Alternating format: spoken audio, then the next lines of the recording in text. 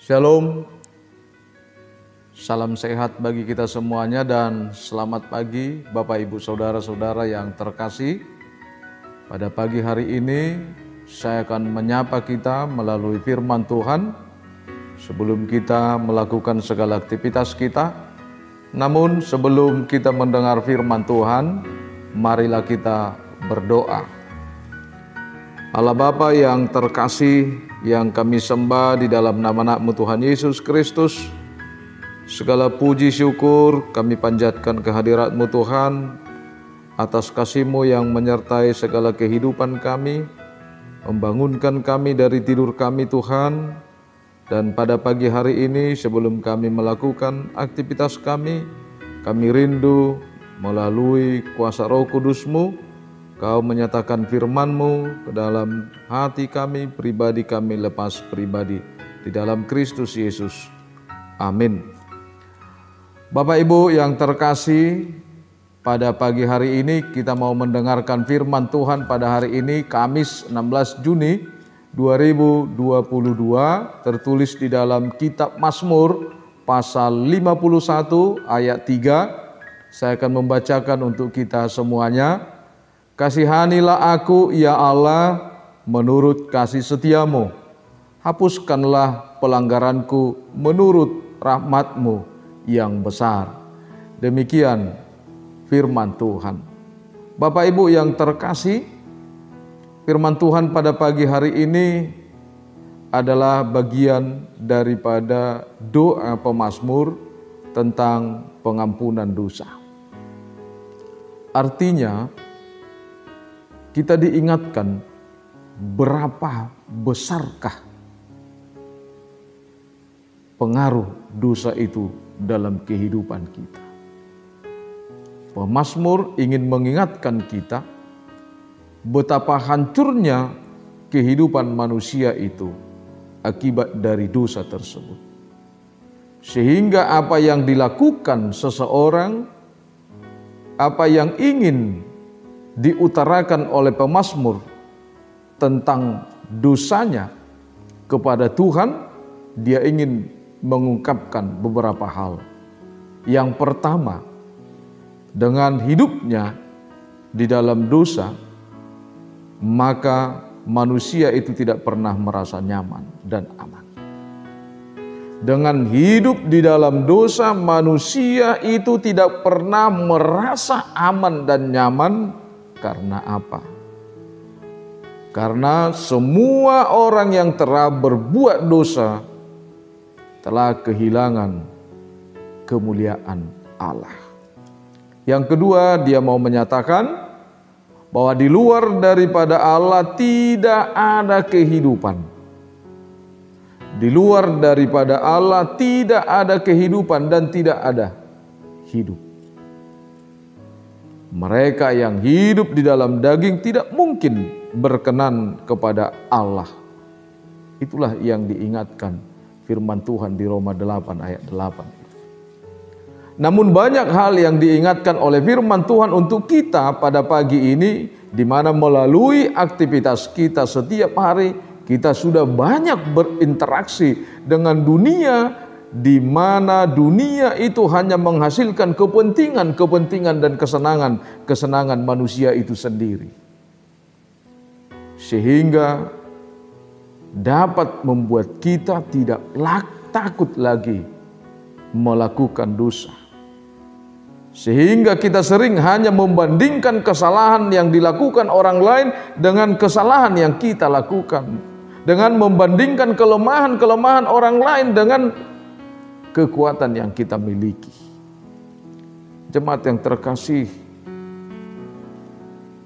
dengan kehidupan yang seperti itu membuktikan bahwa kita tidak berorientasi lagi dengan kebenaran Tuhan. Kita tidak bersentuhan lagi dengan kebenaran dan kebaikan Tuhan, tetapi kita sudah bersentuhan dengan kepentingan dan keinginan kita pribadi. Dengan pemikiran bahwa Tuhan pasti akan mengampuni dosa kita. Itulah yang kebanyakan dimiliki oleh orang-orang yang percaya tentang pengampunan dosa. Apapun yang kita lakukan mulai hari ini sampai hari Minggu, kita bisa datang ke hadapan Dia. Kita bisa setiap saat meminta pengampunan dosa kepada kita. Kita hanya berdoa, tetapi doa kita itu hanya sekedar permohonan pengampunan dosa. Dan kita sendiri yang segera menghapuskan dosa kita itu sendiri. Ketika kita berdoa dengan pengampunan dosa kita kepada Tuhan, maka seakan-akan kita pastikan bahwa dosa kita itu telah diampuni sehingga kita bisa melakukannya kembali. Sehingga dosa dan kesalahan yang sama bisa terulang tanpa kita merasa bersalah. Jemaat yang terkasih, dalam nas firman Tuhan pada pagi hari ini, Daud sangat menyesali dosanya. Ia memohon belas kasihan Tuhan dan masih terus bergumul dengan dosanya. Sekalipun dia memohon pengampunan kepada Tuhan, tetapi dia tidak lepas daripada pergumulan dosanya. Pergumulan-pergumulan kesalahan, kelemahan-kelemahan yang dia lakukan. Karena itu Daud rela dihukum demi apa yang dia lakukan, demi dosa yang dia lakukan. Bagaimana dengan kita? Apakah kita rela dihukum dengan kesalahan kita? Atau kita membela diri kita mati-matian dengan membangun dinasti-dinasti, kelompok-kelompok yang kuat, yang mayoritas melawan yang minoritas? Itu bisa terjadi di tengah-tengah masyarakat umum, bahkan di tengah-tengah gereja juga. Meskipun demikian, sesungguhnya yang dirindukan adalah penyucian diri dari segala kecemaran. Itu yang kita lihat dari ayat-ayat berikutnya. Perasaan bersalah membuat dirinya kehilangan sukacita. Daud mengaku bahwa ia tidak lagi dapat memuji Tuhan jika Tuhan tidak menghapus dosanya. Artinya dosa itulah yang menghalangi. Dosa itulah yang memisahkan. Dosa itulah yang menutup keberanian kita menjadi ketakutan yang tidak menimbulkan kerinduan.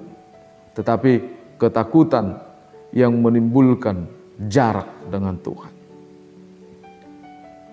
Bahkan ia memohon agar Tuhan tidak mencabut roh yang kudus darinya. Dia tahu begitu Tuhan menjauh dari hidupnya, maka dia tidak akan memiliki sukacita. Dia tidak memiliki kehidupan. Karena itu Daud sadar sepenuhnya akan dampak buruk dosa yang merusak relasinya dengan Tuhan, sama dengan kita. Seandainya kita sadar Bapak, Ibu, Saudara-saudara tentang perbuatan kita baik antara sesama dengan Tuhan, maka di sana kita telah merusak relasi kita dengan Tuhan, relasi kita dengan sesama. Karena itu Bapak, Ibu yang terkasih, pemazmur ingin mengajak kita semua untuk mengenal kasih setia Tuhan, bukan hanya sebatas pengampunan dosa. Kasih setia Tuhan itu bukan hanya sebatas pengampunan dosa, namun kasih setia Tuhan itu adalah anugerah keselamatan bagi setiap orang berdosa. Anugerah keselamatan untuk mengikat, membangun relasi kita dengan Tuhan. Karena anugerah keselamatan itu adalah bentuk kehidupan kita yang penuh sukacita di dalam Tuhan. Setiap hari kita mendapatkan anugerah keselamatan itu. Dan itulah yang diingatkan oleh firman Tuhan pada saat ini. Ketika kita selalu membangun relasi kita, keharmonisan kita dengan Tuhan, di sanalah kita mendapatkan bahwa hidup ini adalah karena kasih setia Tuhan. Karena itu Bapak, Ibu, Saudara-saudara, kita sering kurang menyadari bahwa dosa kita itu merupakan penghinaan terhadap Tuhan. Padahal keseriusan penyesalan kita akan dosa, itulah yang mencerminkan sikap hormat kita kepada Tuhan.